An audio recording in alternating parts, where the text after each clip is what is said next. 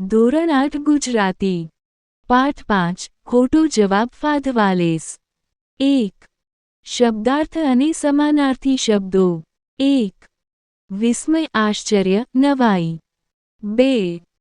ભાઈબંધ મિત્ર બાંધવ દોસ્ત 3. અમસ્તુ વ્યર્થ નકામું કારણ વગરનું 4. આત્મવિશ્વાસ આત્મશ્રદ્ધા સ્વભરોસો પોતાની જાત પરનો વિશ્વાસ 5. દ્રોહ દગો બેવફાઈ 6. નિર્દેશ ઉલ્લેખ સૂચન દર્શાવવું 7. અવમૂલ્યન ઓછું મૂલ્ય આંકવું કિંમત ઘટાડવી 8. મૌલિકતા આગવી વિશિષ્ટતા પોતી કાપણું 9. ખાતરી ભરોસો પતિયારો ચકાસણી 10. દ્રષ્ટાંત ઉદાહરણ દાખલો 11. ક્ષમતા સામર્થ્ય શક્તિ યોગ્યતા 12. કૌશલ્ય કુશળતા પ્રવીણતા 13. સિદ્ધિ સફળતા પ્રાપ્તિ 14. પસ્તાવો પશ્ચાતાપ અફસોસ 15. મક્કમતા દ્રઢતા સ્થિરતા 16. તેજસ્વી પ્રતિભાશાળી બુદ્ધિશાળી 17. અનન્ય અદ્વિતીય અજોડ 18. વિદ્વાન જ્ઞાની પંડિત 19. ગૌણ અપ્રધાન દ્વિતીય 20. અધ્યાપક શિક્ષક પ્રાધ્યાપક કોલેજ કે યુનિવર્સિટીના શિક્ષક 21. આનાકાની હાના કરવી અનિચ્છા દર્શાવવી 22. પ્રસંગકથા બનાવ કે ઘટનાનું વર્ણન કરતી કથા ઘટના પ્રસંગ 23. અપેક્ષિત અપેક્ષા મુજબનું ઈચ્છેલું 24. ઉત્તરપત્ર પરીક્ષાના પ્રશ્નપત્રના ઉત્તરનો પત્ર જવાબ લેખન ઉત્તરવહી 2. વિરોધી શબ્દો 1. સાચું એક્સ ખોટું 2. કાચું એક્સ પાકું 3. ઉલટું એક્સ સીધું 4.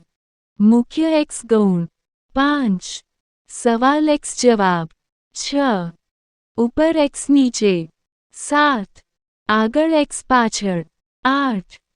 વધુ એક્સ ઓછું 9. લાભ એક્સ ગેરલાભ 10. આત્મવિશ્વાસ એક્સ અવિશ્વાસ 11. અંદર એક્સ બહાર 12. ધીરેથી એક્સ ઝડપથી મોટેથી 13. સ્વતંત્રતા એક્સ પરતંત્રતા 14. મક્કમતા એક્સ અસ્થિરતા 15. સ્વીકારવું એક્સ અસ્વીકારવું 16. અભાવ એક્સ હાજરી પ્રચુરતા 17. દોષ એક્સ ગુણ 18. ગંભીર એક્સ હળવું 19. તેજસ્વી એક્સ મંદ 3. રૂઢિપ્રયોગોના અર્થ અને વાક્યપ્રયોગ 1.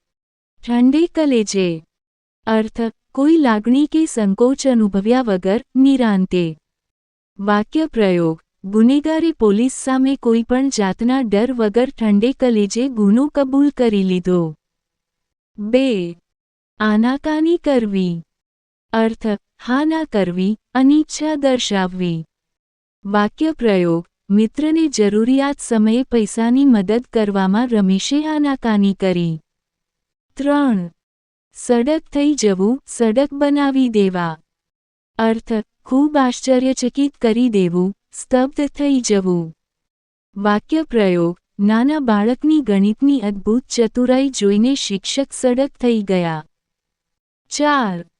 હાથમાં લેવું અર્થ જવાબદારી સ્વીકારવી વાક્યપ્રયોગ પિતાની ગેરહાજરીમાં ઘરનું તમામ કામ અને જવાબદારી મોટા દીકરાએ પોતાના હાથમાં લઈ લીધી 4. શબ્દસમૂહ માટે એક શબ્દ 1. આંકવું તે અવમૂલ્યન 2. પોતાના પર જ નિર્ભર રહેવું તે આત્મનિર્ભર 3. પોતાના પર નિર્ભર રહેવાનો ભાવ કે ગુણ આત્મનિર્ભરતા 4. પોતાની જાતને ઓળખવી તે આત્મોળખ 5. પોતાનું ભલું કે કલ્યાણ આત્મકલ્યાણ 6. પોતાનું રક્ષણ આત્મરક્ષણ 7. પોતાના વિશેનું પ્રશંસાપૂર્ણ આશ્ચર્ય આત્મકૌતુક 8. આત્માનો આદેશ આત્માદેશ. 9. પોતાની જીવનકથા આત્મકથા. 10. પોતાની જાતને કેન્દ્રમાં રાખનારું આત્મકેન્દ્રી. 11. પોતે કેન્દ્રમાં હોય તેવું આત્મકેન્દ્રિત. 12. કોલેજ કે યુનિવર્સિટીમાં ભણાવનાર શિક્ષક અધ્યાપક. 13. જેના જેવું બીજું ન હોય તેવું અનન્ય. 14. સ્પષ્ટતા કે સમજાવટ માટે અપાતું ઉદાહરણ દ્રષ્ટાંત. 15. કોઈ બનાવ કે ઘટનાનું વર્ણન કરતી કથા પ્રસંગકથા. 16. કરેલી ભૂલ બદલ થતો અફસોસ પસ્તાવો. 5. સ્વાધ્યાયના તમામ વિભાગોના સંપૂર્ણ સોલ્યુશન. વાતચીત મૌખિક ઉત્તરો. 1. તમે પરીક્ષા પહેલાં કેવી રીતે તૈયારી કરો છો? ઉત્તર: અમે પરીક્ષા પહેલાં સમયપત્રક બનાવીને દરેક વિષયનું વાંચન, પુનરાવર્તન અને અઘરા પ્રશ્નોની ગણતરી કરીને તૈયારી કરીએ છીએ. 2. પરીક્ષાખંડમાં પ્રશ્નપત્ર મળે ત્યારે તમને ગભરામણ થાય છે કે ઉત્સુકતા? કેમ? ઉત્તર: અમને ઉત્સુકતા થાય છે, કારણ કે આખા વર્ષ દરમિયાન કરેલી મહેનતનું પરિણામ દર્શાવવાનો અને નવા પ્રશ્નો ઉકેલવાનો અવસર મળે છે. 3. કોઈ પ્રશ્નનો જવાબ તમને ન આવડે તો તમે શું કરો છો? ઉત્તર: જે પ્રશ્ન ન આવડે તેને બાકી રાખીને પહેલા આવડતા પ્રશ્નો લખીએ છીએ અને છેલ્લે શાંતિથી વિચાર કરીને તે પ્રશ્નનો જવાબ લખવાનો પ્રયત્ન કરીએ છીએ. 4. પરીક્ષામાં પૂછાયેલ પ્રશ્નોના જવાબ સાચો છે કે ખોટો એ કેવી રીતે નક્કી કરશો? ઉત્તર: પાઠ્યપુસ્તકમાં વાંચેલી બાબતો અને પોતાની ગણતરી કે તર્ક પર વિશ્વાસ રાખીને જવાબની સાચા ખોટાપણાની ખાતરી કરીએ છીએ. 5. પાઠ્યપુસ્તક સાથે રાખીને પરીક્ષા આપવાની હોય તો તમને ગમે? કેમ? ઉત્તર: ના, કારણ કે પુસ્તકમાંથી જોઈને લખવાથી આપણી પોતાની મૌલિકતા અને બુદ્ધિનો વિકાસ થતો નથી. 6. તમે કોઈ પણ બાબત માટે નિર્ણય લેતા પહેલાં કોઈનો અભિપ્રાય લો છો? શા માટે? ઉત્તર: હા, યોગ્ય માર્ગદર્શન મેળવવા માટે વડીલો કે શિક્ષકોનો અભિપ્રાય લઈએ છીએ, પરંતુ આખરી નિર્ણય સ્વવિવેકથી લઈએ છીએ. 7. તમારા લીધેલા નિર્ણય માટે તમને બીજાનું સમર્થન મળે તો જ તમે નિર્ણયને યોગ્ય માનો છો? કેમ? ઉત્તર: ના, જો આપણો નિર્ણય સત્ય અને નૈતિકતા પર આધારિત હોય, તો બીજાના સમર્થન વગર પણ તે યોગ્ય જ રહે છે. આત્મ શબ્દથી વધુ શબ્દો અને તેના અર્થ. 1. વિશ્વાસ આત્મવિશ્વાસ, પોતાની જાત પરનો ભરોસો. 2. બળ આત્મબળ, આત્મા કે મનની શક્તિ. 3. ઓળખ આત્મોળખ, પોતાની જાતની ઓળખ કે સભાનતા. 4. કથા આત્મકથા, પોતાના જીવન વિશે લખાયેલી કથા. ખાલી જગ્યા પૂરો. 1. દરેક વિદ્યાર્થીમાં પરીક્ષામાં પાસ થવા વિશે આત્મવિશ્વાસ હોવો જોઈએ. 2. તપસ્વીઓ પોતાના આત્મકલ્યાણ માટે યજ્ઞ કરતા હતા. 3. કન્યાશાળાના મેદાનમાં આત્મરક્ષણ તાલીમ ઊભી કરે એ કયા પિતાને ન ગમે? 4. પોતાનો પુત્ર પોતાની આત્મોળખ ઊભી કરે એ કયા પિતાને ન ગમે? 5. દેશની પ્રગતિનો આધાર નાગરિકોની અને દેશની આત્મનિર્ભરતા પર છે. શબ્દોનો પ્રયોગ કરી વાક્ય બનાવો. 1. ઉલટું સીધું, સાચો રસ્તો સીધો હોય છે, ઉલટો નહીં. 2. મુખ્ય ગૌણ, જીવનમાં આત્મવિશ્વાસ મુખ્ય બાબત છે, જ્યારે પરીક્ષાના ગુણ ગૌણ છે. 3. સાચું ખોટું, બીજાની નકલ કરવા કરતાં પોતાનો સાચો કે ખોટો જવાબ રજૂ કરવો યોગ્ય છે. 4. સવાલ જવાબ, અઘરા સવાલનો જવાબ પણ પોતાની બુદ્ધિ અને મહેનતથી શોધી શકાય છે. 5. ઉપર નીચે, પરીક્ષામાં આગળ પાછળ કે ઉપર નીચે જોઈને લખવા કરતાં પોતાની ગણતરી પર ભરોસો રાખવો જોઈએ. 6. આગળ પાછળ, વર્ગમાં આગળ બેસવું કે પાછળ, ધ્યાન હંમેશા અભ્યાસમાં હોવું જોઈએ. 7. વધુ ઓછું. પરીક્ષામાં ઓછા ગુણ મેળવવા કરતાં આત્મવિશ્વાસ ગુમાવવો વધુ ગંભીર બાબત છે. 8. લાભ ગેરલાભ. બીજાનું જોઈને લખવામાં ક્ષણિક લાભ થાય પણ ભવિષ્યમાં મોટો ગેરલાભ થાય છે. યોગ્ય જોડકા જોડો. 1. પોતાના વિશેનું પ્રશંસાપૂર્ણ આશ્ચર્યાત્મક. 2. આત્માનો આદેશ આત્માદેશ. 3.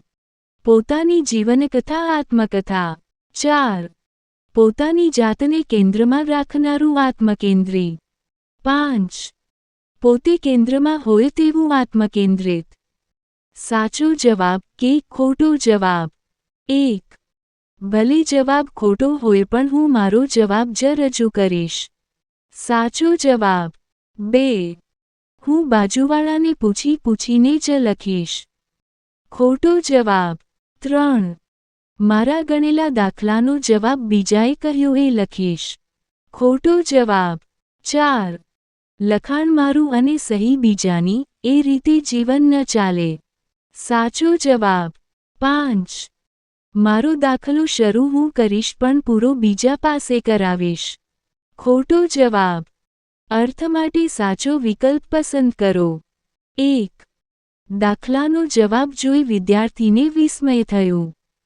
દાખલાનો જવાબ જોઈ વિદ્યાર્થીને આશ્ચર્ય થયું. 2.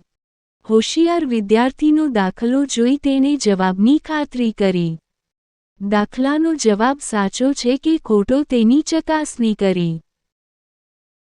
મારા દાખલાના જવાબ માટે હું બીજામાંથી નક્કી નહીં કરું. આપેલા ફકરાના આધારે પ્રશ્નોની રચના કરો. 1. સ. 1893માં કોલેજની વાર્ષિક પરીક્ષામાં કયા વિદ્યાર્થીએ પરીક્ષકને ચકિત કરી દીધા હતા? 2. ગણિતના પ્રશ્નપત્ર પર પ્રશ્નોના ઉત્તર લખવા અંગે શી સૂચના આપેલી હતી? 3. તેજસ્વી વિદ્યાર્થીએ પોતાના ઉત્તરપત્ર પર શું લખાણ લખ્યું હતું? 4. પરીક્ષાનું પરિણામ આવ્યું ત્યારે વિદ્યાર્થીને કેટલા ગુણ મળ્યા હતા? 5. આ તેજસ્વી વિદ્યાર્થી મોટા થઈને કયા નામે જાણીતા વિદ્વાન બન્યા? વિવિધ પરીક્ષાઓ વિશેના અનુભવો.